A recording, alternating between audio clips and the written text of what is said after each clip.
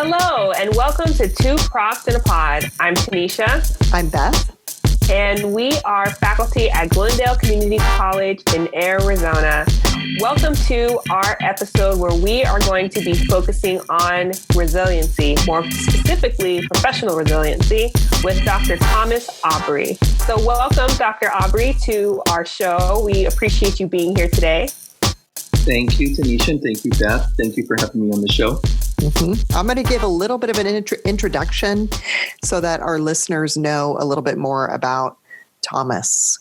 So he is the Director of Behavioral Health Sciences and professor at Glendale Community College in Glendale, Arizona. Dr. Aubrey has a master's degree in marriage and family therapy. He attained his doctorate in behavioral health from Arizona State University.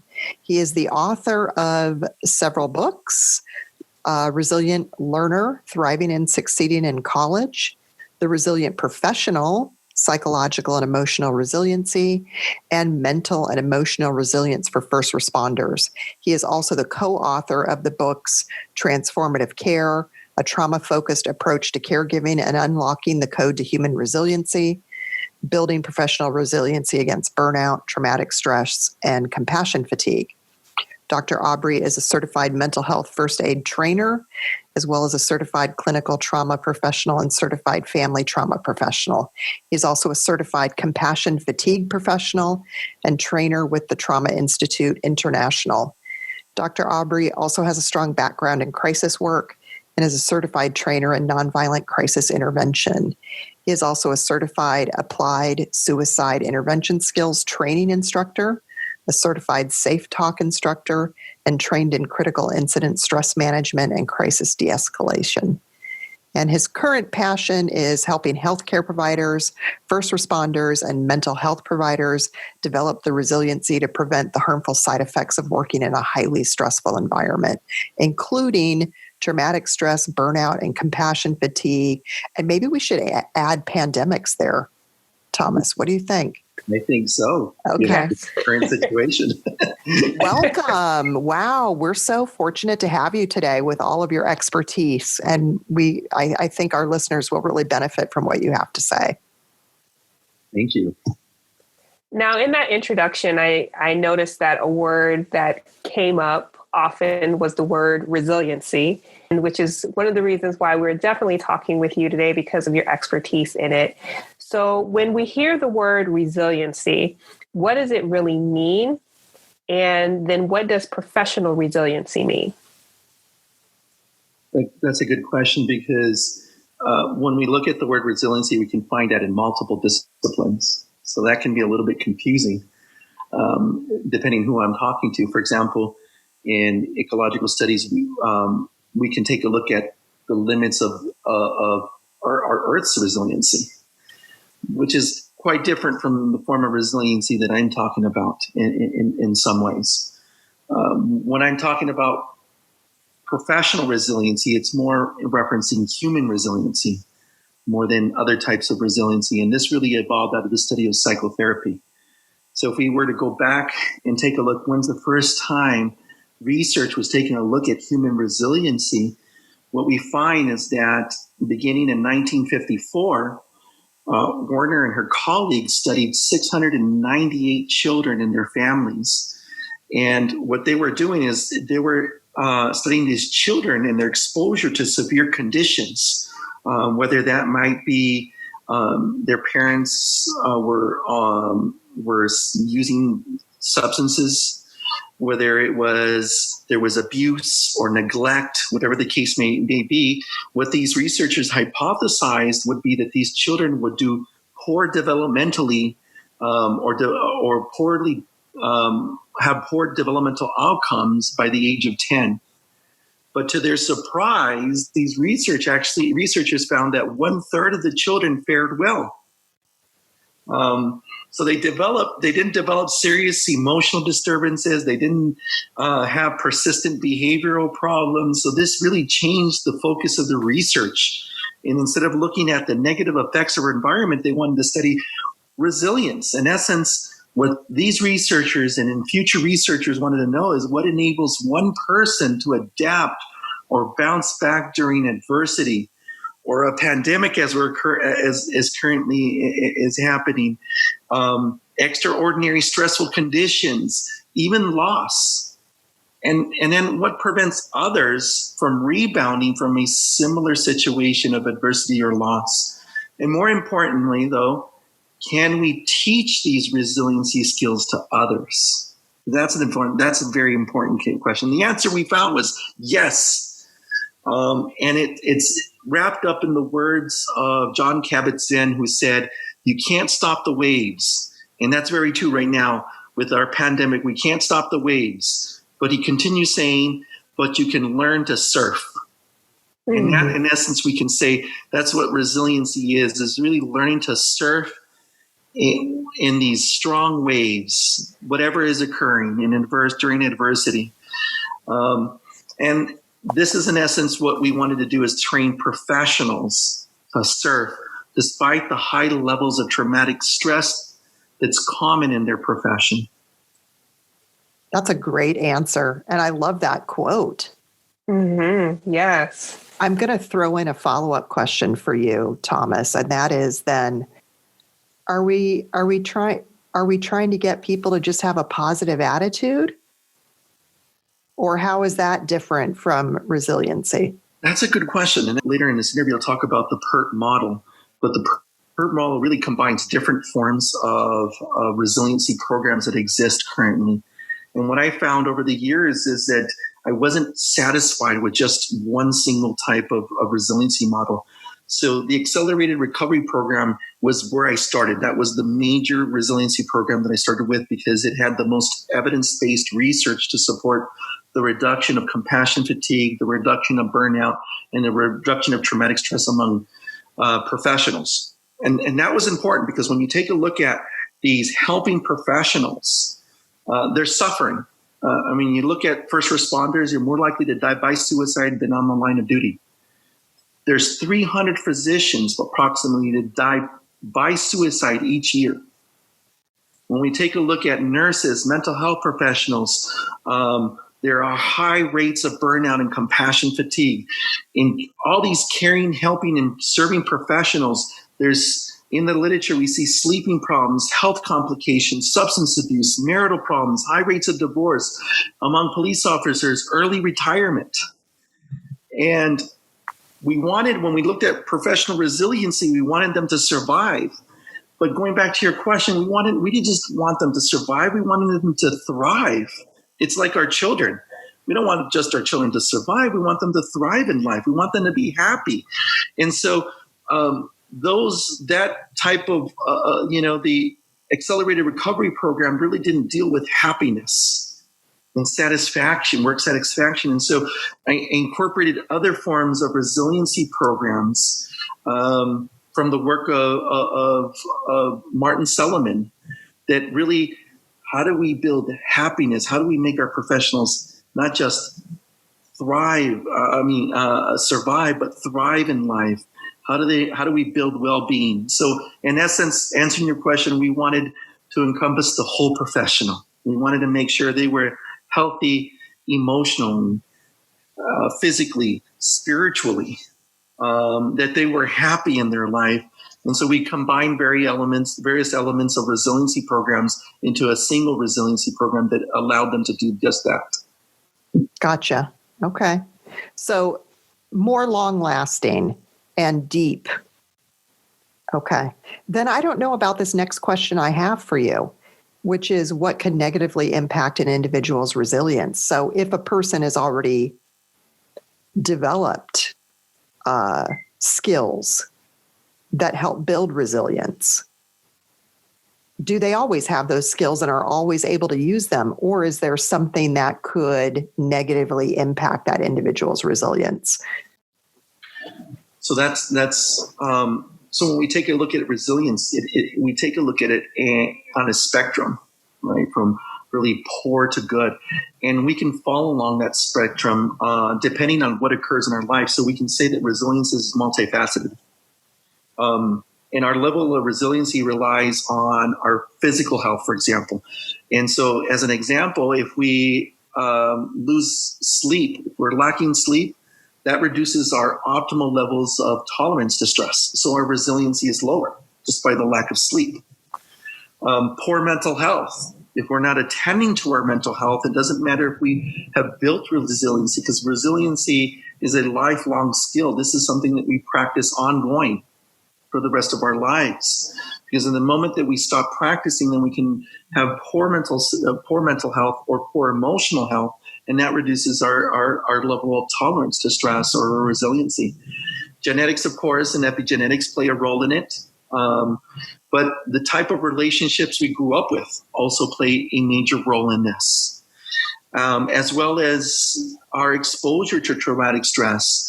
Early exposure to traumatic stress has a huge impact on our level of resiliency, and we know this from our VA studies.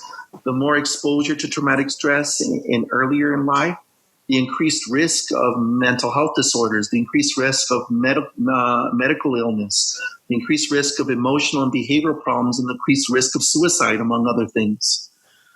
So you can see it's multiple elements coming together to enhance or reduce our resiliency negatively. And that's really interesting what you said about how it's multifaceted, how it can be a combination of things that can significantly impact you, like things like sleep. I know a lot of people don't necessarily get the sleep that they're supposed to have, and how that could impact your stress levels. It's like it feels like it brings down your stress level defense. And if you don't have that stress level defense, it's difficult to deal or manage with that stress. And then if it's brought on also by, for example, like you said, previous relationships and people not even having that awareness of how those relationships actually impact them. That's really interesting to know as well. And I see why it's so important to have that holistic kind of focusing on the entire person well-being as far as physical, emotional, and spiritual, because all of those things have to be addressed in order to really be able to build that resiliency, which sounds like it really just takes a lot of different things that everyone has to really be mindful of in order to be resilient. Absolutely. And that goes along what you just said, is that the good news is that we can offset all these effects. We can improve sleep. And we have really good research that shows how can we get deeper sleep. We can improve overall well-being. We can improve aspects of our mental and emotional health. If we had exposure to an early in life to traumatic stress, we can even offset those by improving well-being through resiliency training. So that's the good news. That is good news. That means you don't have to stay stuck where you're at.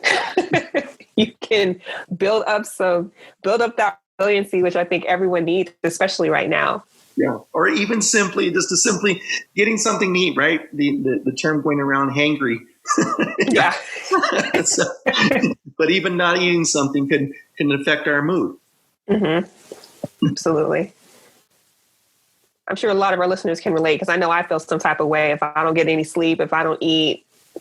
Just, you feel, I know I personally definitely feel a difference compared to if I feel like, my sleep is in order, my food is in order, all of that really makes a difference. So I think that's a really good thing for our listeners to know. Yeah, absolutely. So that brings me to our next question, which is, give us your top 3 tips to help someone strengthen their professional resiliency, which I think you already really kind of answered, but maybe you have some other juicy tips that you could share with us as well on top of that. And so that becomes a very challenging question, because when you look at the PERT model, there's 6 areas that we train professionals in. And so how I hear that question is, what are the 3 most important areas to train folks? And so that makes it very challenging, because they're all important.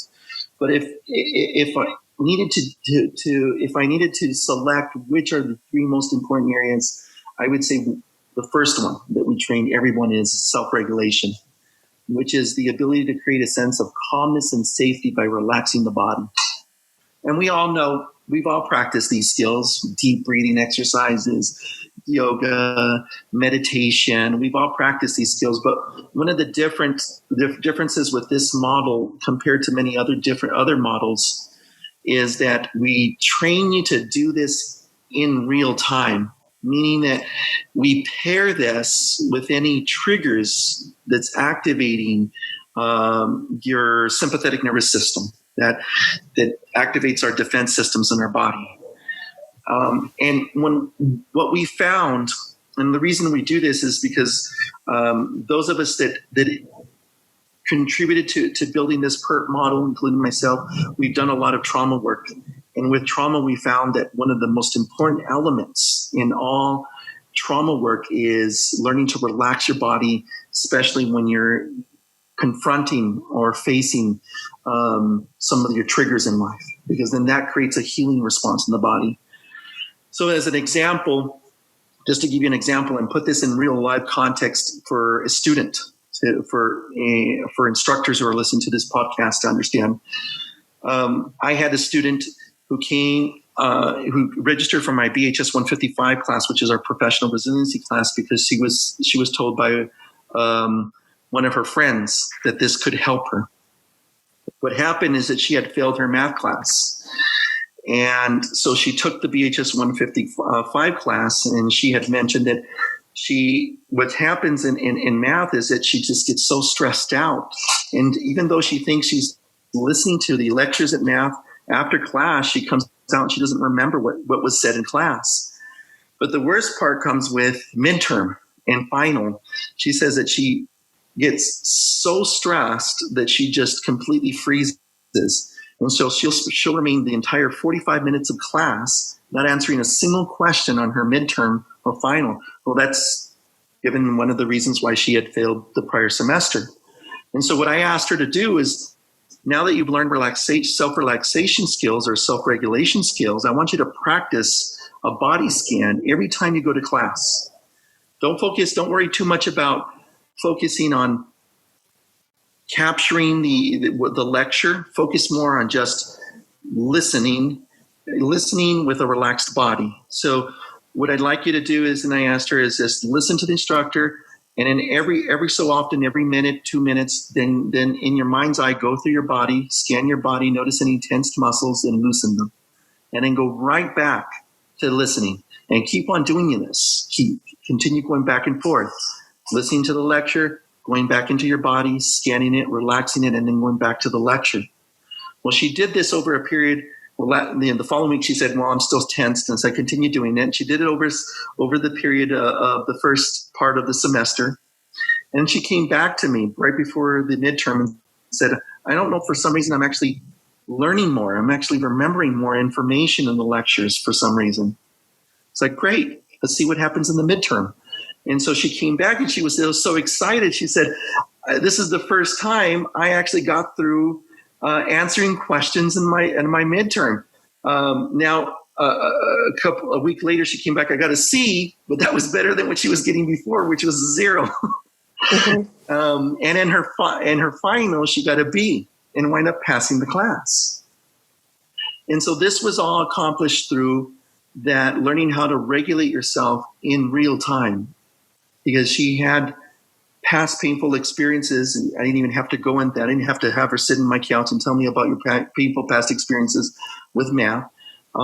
We were doing this in real time. We were connecting the parasympathetic nervous system, that relaxation response, with math. Before, she was connecting it with the sympathetic nervous system, or sometimes I call it the Hulk system. And she would call the Hulk, she would connect Hulk system with math, Hulk system with math, Hulk, and she was strengthening that neural pathway in the nervous system. Now it was doing the opposite. It was connecting the relaxation system with math, relaxation system with math, relaxation. That other system was starting to die, to wither away. This new pathway was starting to be created. And that gave her access to the higher parts of her brain for learning. And that's really how it works, this system. And the same thing with professionals. If you have tension with your boss, every time you see your boss, I'm asking them to relax your body. At the same time you see your boss, as he gets closer, continue relaxing. If you keep on pairing that, eventually what happens is you start to desensitize from that trigger.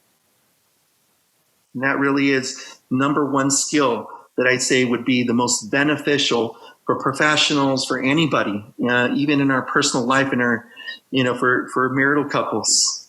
I've seen some amazing work with couples coming in and say, I just feel so tense with my husband or my wife. The second skill I probably would say is to build mental flexibility, the ability to see things from a different perspective.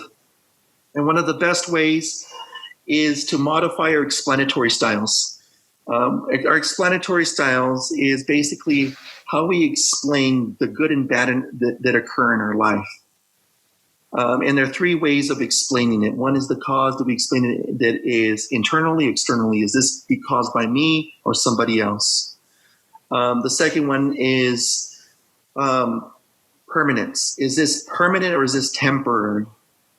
So, for example, right now with instructors or students, when they look at COVID-19, they need to explain this. Is this permanent or is this temporary? Because if it's permanent, then it's a more pessimistic way of looking at life, at things. If it's temporary, it's more optimistic. And that's what optimism really is. Optimism is not about being cheerful all the time.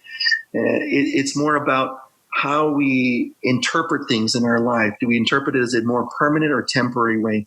And in the pervasiveness, do we interpret this as universal or specific? Does this affect every aspect of my life or specific aspects of my life? For example, if I were to lose my job, universal perspective, a more pessimistic would say, that's it, my life is ruined. Every aspect of my life is my wife's going to leave me. I'm going to lose my job, my home. That's universal. That would be more pessimistic. In a specific, well, I lost my opportunities with this company. So now it's specific. And you can see how that's more optimistic because now they'll get up and apply to other positions where the other one, they give up. They learn, it's a learned helplessness. And then the last skill I would say that's very important to build is meaningful relationships to improve our health and well-being. Learning how to not only receive active listening, but to send messages using positive, constructive communication. But we can't do that until we learn the other first two, because otherwise we would perceive anything you say, even if it's positive, I would perceive it in a negative way. And that's why the other two are so important. Yeah, I feel like you're speaking my language with that last one. You talked about meaningful relationships and communication, which is definitely my jam since communication is my background. But it's very true. Just the importance of having relationships and how the relationships significantly contribute to our overall well-being and our emotional state, the positive, constructive ones, and keyword constructive and positive definitely really, really can have a significant impact on who you are and your overall health. Absolutely, Tanisha. It's interesting because when you take a look at communication and one of the things I tell my students is how many of you have parents that remind you, do you have homework? And of course, all my students like, oh, and what's your response to that? How do you respond? How many of you actually turn to your parents and thank them for genuinely caring about your future? And it's very rare that you have that. And that's because of interpretation. And so that's why interpretation is very important, changing how we perceive things in relationships, because no matter what, and this can happen into adults. I mean, you can have the typical scenario of the wife that turns to the husband, did you eat healthy? And does the husband turn to the wife and say, thank you, honey, for actually caring about me? No, they usually get snarky and say, I'm not a petulant child, so you don't have to remind me every minute to take my vitamins. And the wife then turns to the husband and says, well, then fine, have a heart attack for all I care. And it's all because of, interpretation. I mean, and it comes back to those painful past experiences. The husband may have had what they perceived as a controlling mother or husband, and now they perceive in the same similar context, they perceive the wife as being controlling and react as such, when that's a distortion of reality, because all she's doing is being nurturing and loving. So that's why you can see why it's so important to heal from those painful past experiences, because they become ghosts that intrude into the present and distort reality and don't allow us to have healthy relationships. Good comparison. Mm-hmm. Ghosts. Yes. Okay, so I'm going to ask you for one tip you have for teachers now helping students, and I realize that question is probably going to be just as challenging. And I know that even right now, what I'm doing with my students seems to be different for every student and what they need. Where one needs one extra day on an assignment, another needs a resource because he needs to talk to people. And I feel like I'm trying to do like all of the things for all of the students by judging kind of what each one needs. But do you have a tip for teachers helping students right now? Probably one of the major tips I would say is to be a good role model for the students. And what I mean by that, myself, one of my other colleagues in the department, Dr. Wilson, we're both related with the International Trauma Institute and the Arizona Trauma Institute. And we train counselors and psychologists and mental health professionals in how to work with individuals that have suffered from trauma.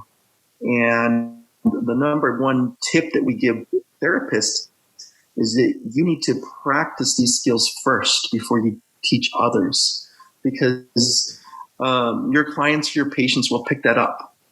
And what will happen is that it'll be do as I say, not as I do. And they're always going to listen to your body language. They're always going to listen to what you're doing more than what you're saying. And so I think that's the number one tip I would say for our instructors is, if we're going to help our students build resiliency, let's build it ourselves first. Let's master these skills so that way we become good role models for our students. And once we're able to do that, then the second skill I would say that would be very important and goes along, you can't do the second without the first, is to connect and bond with your students. Because it's through that relationship that may be the element they need to heal from the wounds of their past. But if we don't know how to regulate ourselves and be present in the relationship with our students because we can't self-regulate, because we lack the resiliency, it becomes hard for us to be that tool that can help our students grow. I like that. And you gave us a bonus tip, which is great. And it also goes back to your previous tip, which is about the relationships. Yes, absolutely. Because it Very is nice. really, we can, by creating that, prior to this, we had a little brief conversation. I had mentioned about some of our students just don't trust relationships. And if we understand the context of where they grew up, so for example, our foster students, if unfortunately our foster students grew up not trusting relationships, I mean, they grew up in a foster care, in a foster home.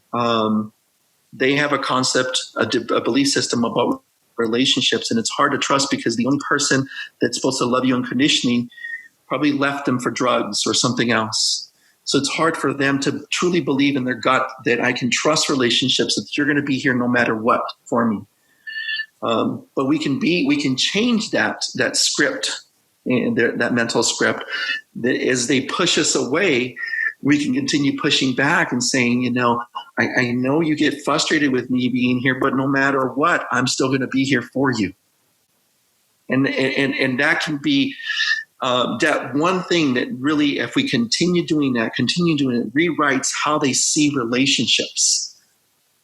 That changes their entire life, which is amazing because we can have that potential to transform one of our students' life by just doing simple things like that. Yeah, that's truly amazing. I learned a lot. I took notes. Yeah. From what you said today. I did. Yes. I was just like a sponge. I'm just like absorbing everything right now. It's great information. And very practical and very useful and helpful. And yeah, all the things. Thank you, Thomas. I think it's helpful, not just and I brought in a little bit because we were talking about professional resiliency, but I try to zero into what we relate more to students, but it's across the board. I mean, it's even for supervisors within professionals to understand, to better understand why can't my, employee understand, or why, can't they follow directions? But if we take it into a broader context of what they've experienced, it makes sense. Their body is reacting as it should, in a defensive way. If we understand, if we can take time just to listen to their story. Yeah. And I think that's what happened. Doesn't we miss that opportunity to listen to people's stories? Very true. Well, we always end with what's on our radar. So we're gonna do that anyway, even though we had a little bit of a different kind of episode today. We still want to end with it, mainly because Tanisha and I like talking about it. What's on the horizon that looks good, that's kind of exciting for us coming up. So what have you got coming up, Thomas? What's on your radar? I guess what's not on my radar. On my radar, one of the things that I want to do is I'd like to do some traveling. That was on our radar that we're going to do this year, my wife and I. And unfortunately, COVID threw a monkey wrench in that plan. Because we don't want to be exposed to some of the risks of flying. For example, my wife, by the way, is from Korea, so we were hoping to go back to Korea this upcoming summer next year. We were planning actually this summer, but that didn't work out. And then we're hoping this coming summer that will happen. So that's one of the things. That's so nice to look forward to. Yeah, but if it doesn't, we'll find something else to do. I mean, you'll be resilient. Yep, that's we'll bounce back and we'll okay, let's go to the Grand Canyon. But that was more in the personal, I think, and more in the professional area. This summer, I was contracted by Pinal County to train probation officers, and they're asking me for this upcoming summer we were training half of the probation officers, and this summer my hope is training the other half of probation officers in Pinal County, and expanding that. How do we get out and train police officers in all of Maricopa? And we've been working with AZ Post. So we're making some good headway. In fact, AZ Post just recently accepted our BHS 150 professional resiliency, approved that for CEUs for all police officers in the state of Arizona. So there's a lot of nice things in the horizon. Yeah. And ultimately, it's going to benefit the community, right? Overall. Right. That's great. Right. How about you, Tanisha? What's on your radar? It's a little cheesy, but I would have to say Netflix, comedy specials. Love that. Netflix has a lot of comedy on it, and I think it's interesting because I wouldn't say I'm super into comedy, but I think I got a deeper appreciation for it when I started watching this show called Comedians in Cars Getting Coffee. And it's with Jerry Seinfeld, and he picks up comedians in these really cool cars that represent the comedians that he's picking up. And they just talk about comedy. And that show kind of really ushered in other comedy shows and really paying attention to comedy a little bit more and having a deeper appreciation for what they do and what it really takes to kind of put these different things together. So that's been on my radar. And it's always a good thing to laugh. I think it's a great stress reliever. And comedy's not every person's thing, but it's nice being able to tune in to maybe something funny and kind of release any tension that you might be feeling. It kind of helps to just laugh. So that's kind of what's on my radar. So that sounds nice. And it is another resiliency tip. Laughter. What'd you say? Oh, laughter. Yes, laughter really does make a difference. You know, it's nice just sitting and zoning out and just laughing and having a good time. Who's your favorite comedian? Right now, there is this comedian that I really like. I think her name is Michelle Boutreau, who came out with a special. So that's someone that I really like. I've heard of her before, and then I found out she was going to have a special, and she's one of the people that I was really excited to see in Netflix. Oh, well, we're going to put her in our show notes. Yeah. Send me a link, Tanisha. I will. I'll definitely have to send you a link. Okay. Go ahead. Go ahead, Thomas. We went to Gabriel Iglesias Fluffy's show last year when he came here to Phoenix. He is so funny. He is so hilarious. He's someone else I saw in Netflix. And I was laughing from beginning to end. He's great. Yeah. That's awesome. I have to say I identified with what Thomas said about traveling. And so I say this is on my radar, but it's not even really on my radar yet because I don't have specific plans. I just miss my family. I miss my brother and my mom and stepdad and my in-laws. And I just look forward to the day when, we can visit again, whenever that's going to be. Where do they live? Oh, let's see. We've got the Seattle area, Minneapolis area, Colorado, everywhere but Arizona.